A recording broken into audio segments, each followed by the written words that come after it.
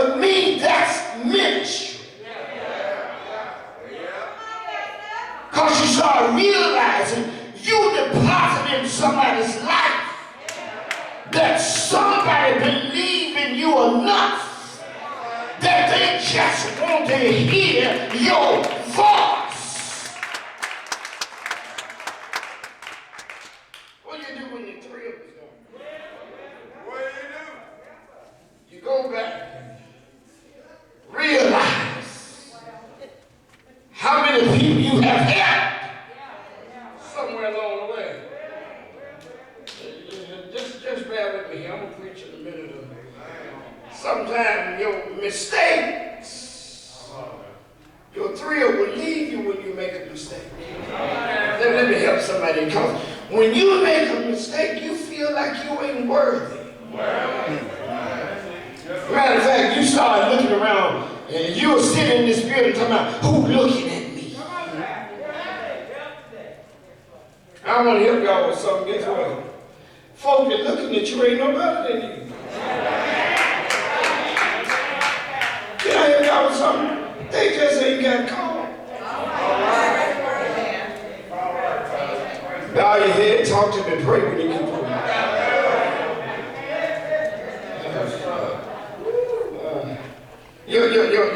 Your finances will make you lose your thrill. Because guess what?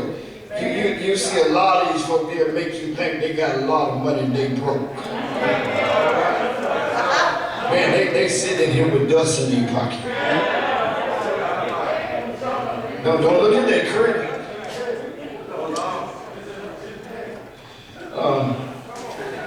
Lord have mercy.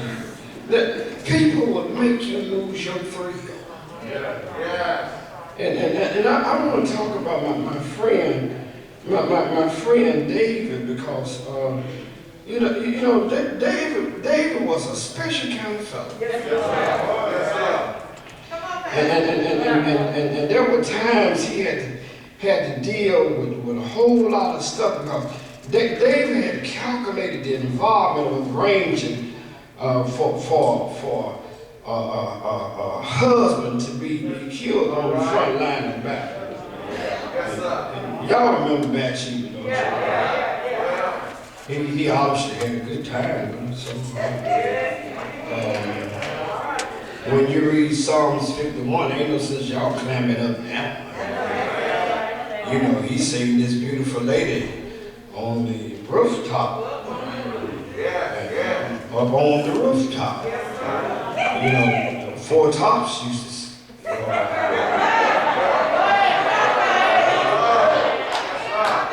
that's for my older self. You remember the Temps and the Four Tops. This psalm of David, when Nathan the prophet came to him after he had gone to Bathsheba. The title describes the psalm, Confession to David, when Nathan the prophet disclosed the sin of his adultery and his murder. And the Psalms was written by a believer who deliberately sinned against God. By a believer, and when he got through sin against God, it was such a severe way that he was cut off from God. And his presence, and one of the worst things in the world, ladies and gentlemen, is to be cut off from God. Can I help y'all with something? It's all right to be cut off from folk, but it's terrible to be cut off from God.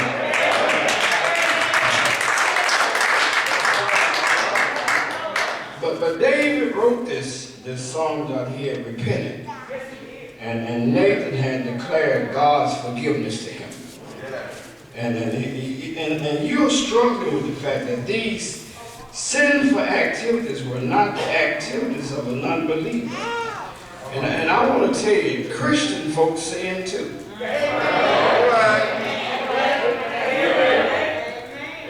I want to help this church with something.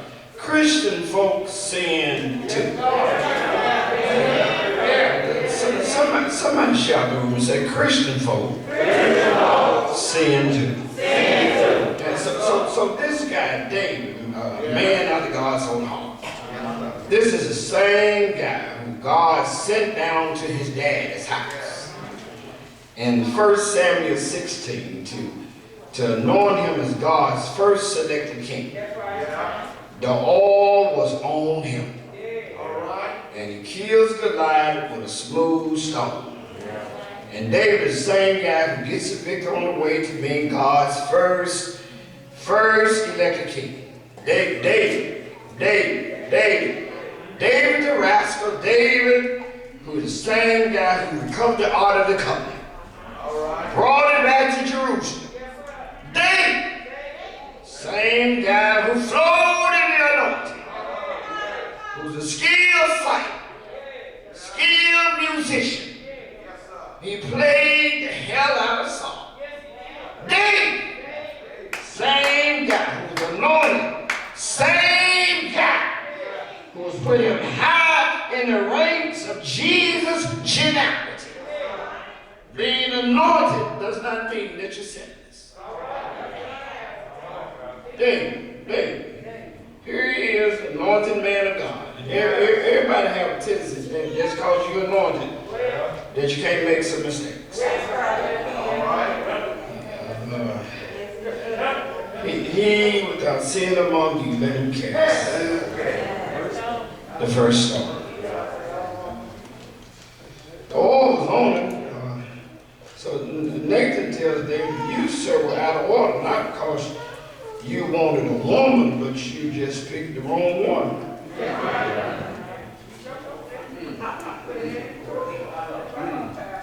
This is adultery. Y'all sure went to bed last night. Nathan says in 2 Samuel 11, you the king, you have access to a harem of women. And all of this is yours, but why did you go get Bathsheba? Everyone has to get to a point where you view sin from boundaries. Sin is not what you have, but it's going beyond what the Lord wants you to have.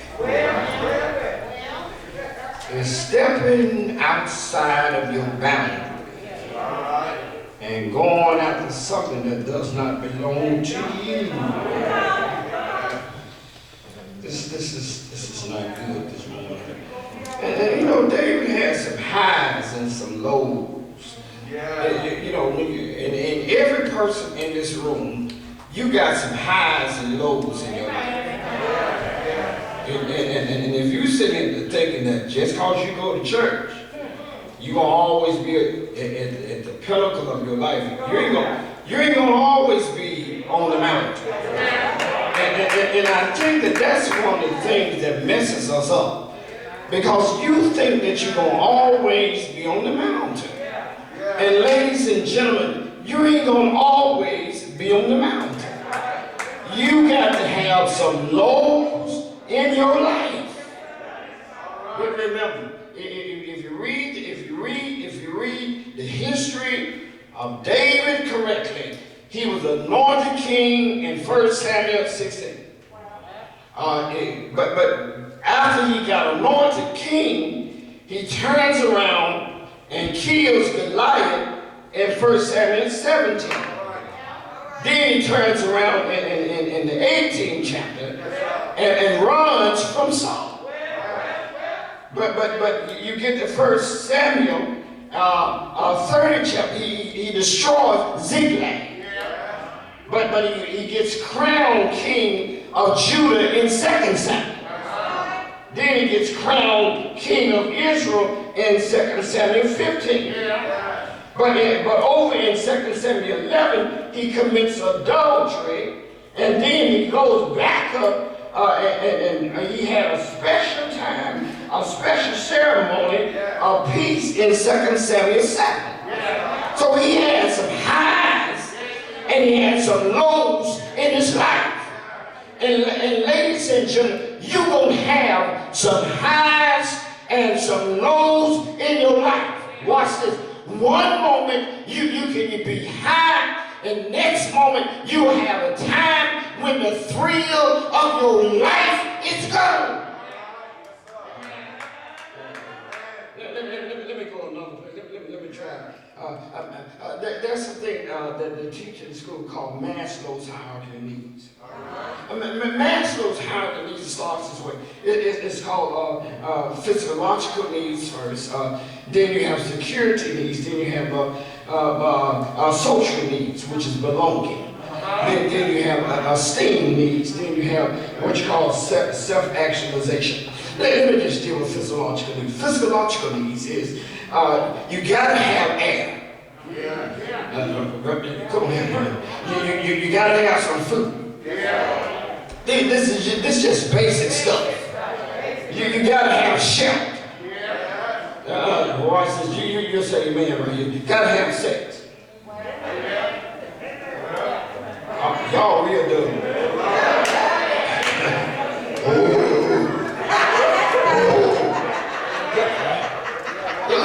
Pastor said sex in church. It's real. It's real. Ain't no way you're going to have all these folk in the Bible you didn't have it.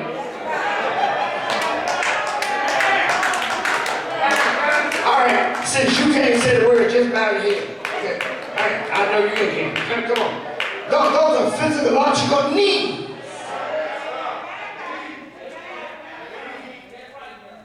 And if you don't have it, it's a misdemeanor.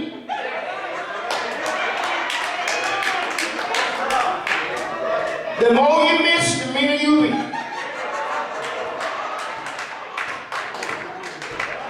Miss it if you want.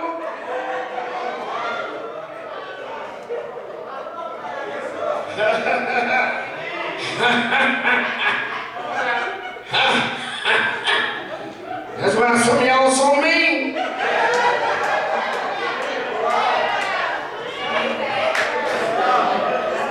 You need somebody to hug you every now and then.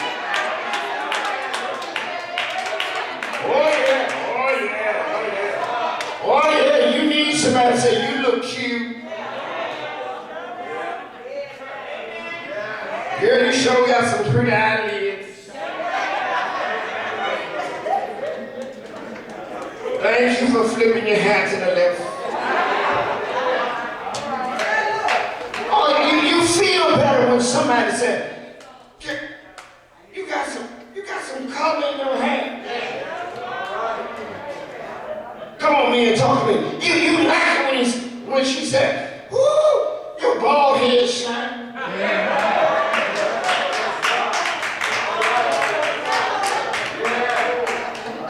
Man, y'all so dumb in this church. You like it when she said, ooh, that's a pretty, boy, that's a pretty suit you got on today. You gotta have that. A physical, logical need is relief from pain. Nobody wants to hurt all the time. Nobody wants to feel bad all the time.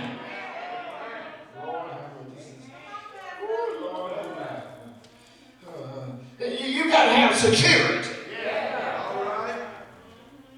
You like where you live.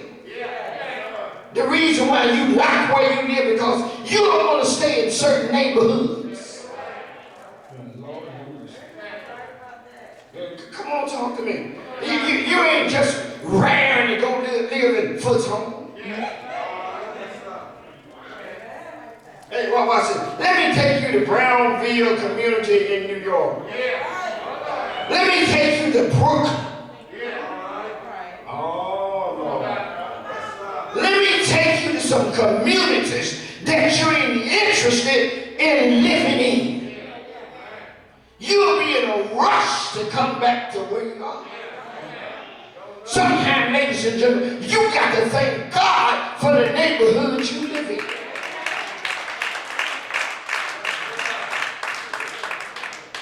I tell the story all the time. I thank God for this church. I've been in church when church been robbed. I've been in church when they knocked the windows out and put water holes on you. I've been in church when they take the trinkets off of you, take your earrings, take your watches. I've been in church and been robbed before. Lord have mercy. You don't know what it is thank God that you're in a church in Memphis, Tennessee. Oh, it's a blessing. Social needs. I got a lot of you baby, but I don't need nobody. Yes, you do, honey. All right. COVID will show you that. See, we was hollering before COVID. Talking about, I sure hate to go to work. I sure hate to go to church. Yeah. Boy, when they told us stay at home,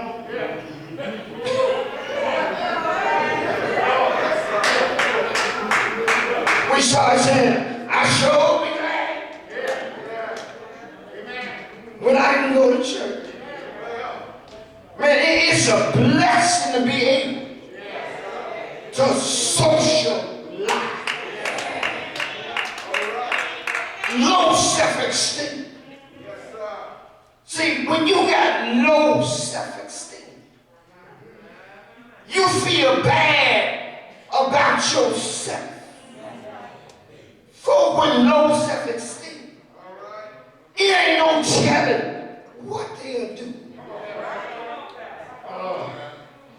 You got to learn how to feel good about yourself. Somebody shout, encourage yourself. So David was at a low point after what he went through. And that's why his conscience began to bother him. And David began to cry out. And he said, Lord, have mercy. Not on my cousin. But David began to talk to himself. And said, have mercy on me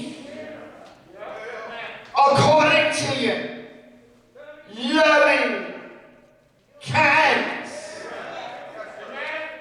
So whenever your thrill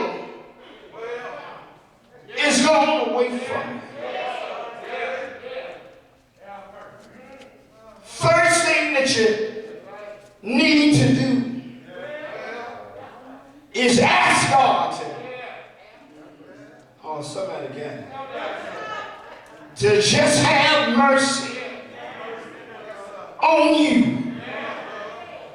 Anybody in here know that mercy will still show up according to the multitudes of your tender mercies? And I love this. He said, to blot out my transgressions. In other words, get the big eraser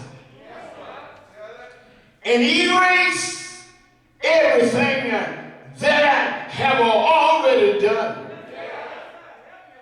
And thank God, is there anybody in here that can thank God for erasing some foolishness? I wish I had anybody in here that know that God can erase some stuff. But the blessing is He'll erase it and never bring it up again.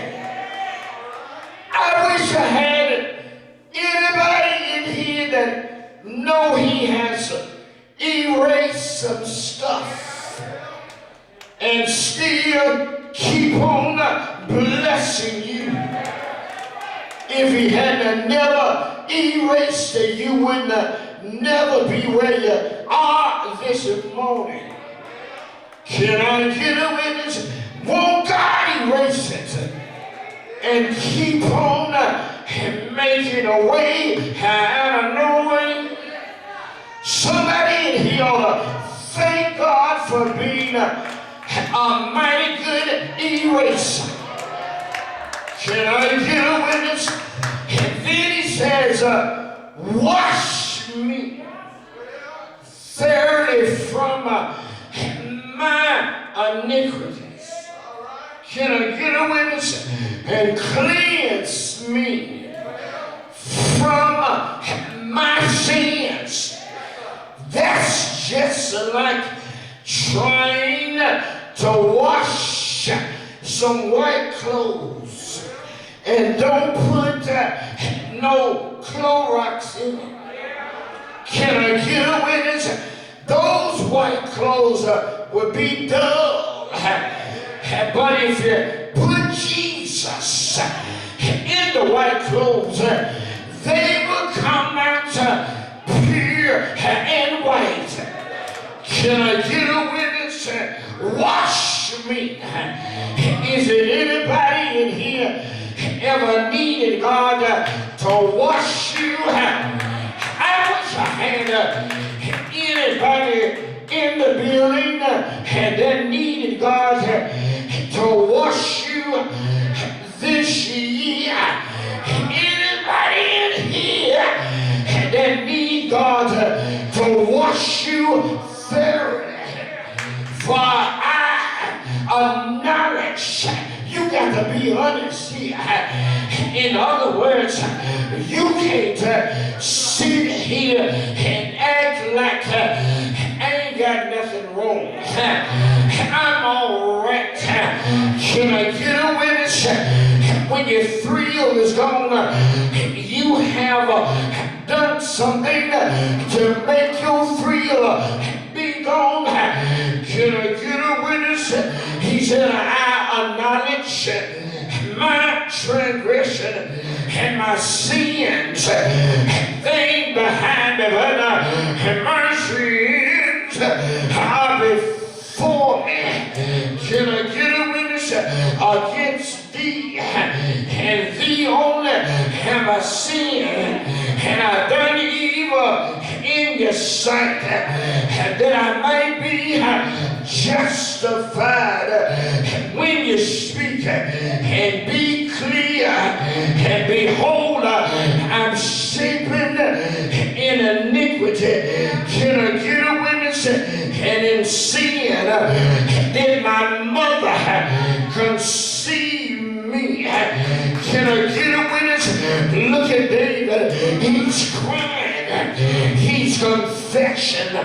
Can I get a witness? And one thing that you gotta do is learn how to confess your sins before the Lord. Somebody in here got to learn how to tell God, I messed up. Can I get a witness? I'm tore up from the floor up. Can I get a witness? I messed up not just once, twice, 3 times. And God, I'm coming boldly to the throne of grace. If you just clean me up, y'all too holy for me. God, if you just get me together, I messed up 2 times, 3 times, 4 times. Here I come boldly to you. I messed up in 2015. I messed up in 2016. I messed up in 2017. I messed up in 2018. It's me again. In 2019, I messed up in 2020. God, I showed up this morning. I gotta straighten it out. I need you to get it together. God, I come before you boldly, boldly, boldly, boldly, boldly to the throne of grace. Come on, walk out. You know how we used to do it. You used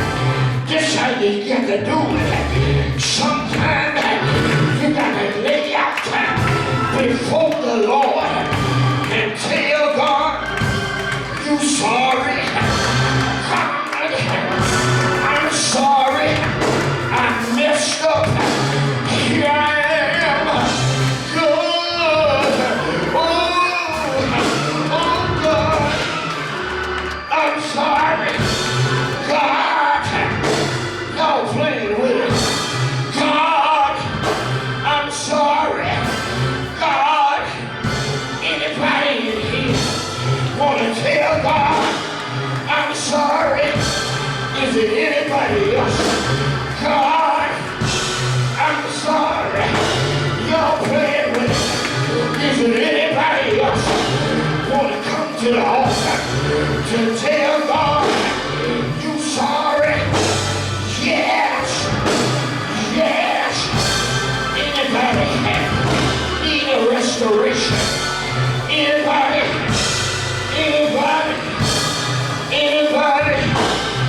in the building? Shout yes. I got somebody. Is it anybody else want to pour out to the Lord?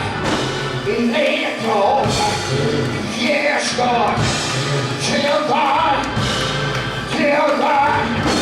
Create in me a clean heart. Yes. Somebody get ready to be restored. Create. I need some prayer warrior. Create in me a clean heart. Create in me a clean heart. Create in me a clean heart. Come on, preacher.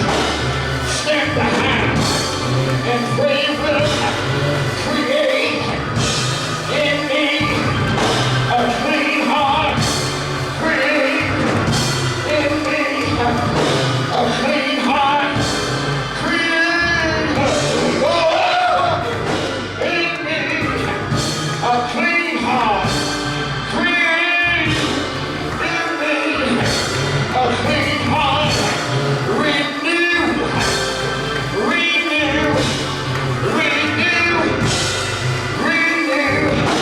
a right spirit.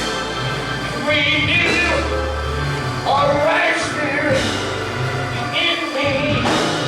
Cast me not away from your presence. Take back your spirit from me. Restore unto me the joy of your salvation. Yes. Give it back to me. Give it back to me. Give it back to me. Give it back to me. Give it back to me. Give it back to me. Give me my God. Give it back to me. I don't feel what I used to feel. Give it back to me. Give it back to me. Give it back to me. Give it my joy back. Give it my joy back. Yes. Yes. Yes. Give me my joy back. Give me my joy back. Give me my joy back.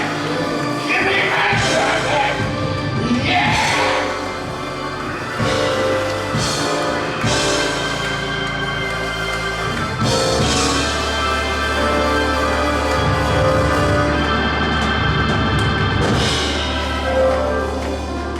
Take your seat, every Holy Ghost.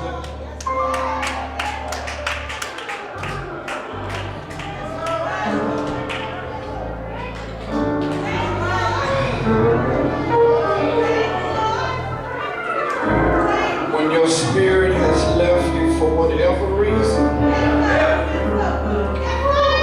plead to the Lord. Lord, restore unto me the joy of thine salvation. For whatever reason, He can give it back to you.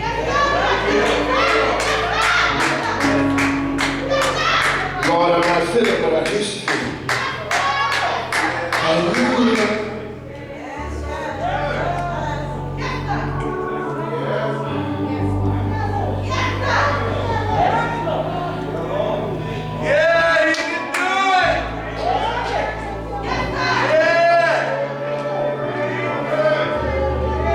Sickness has taken my joy. I've had some stuff to go on in my life that just took my joy. Matter of fact, God, I've been waiting on a financial blessing and it just became my way. It just taken my joy.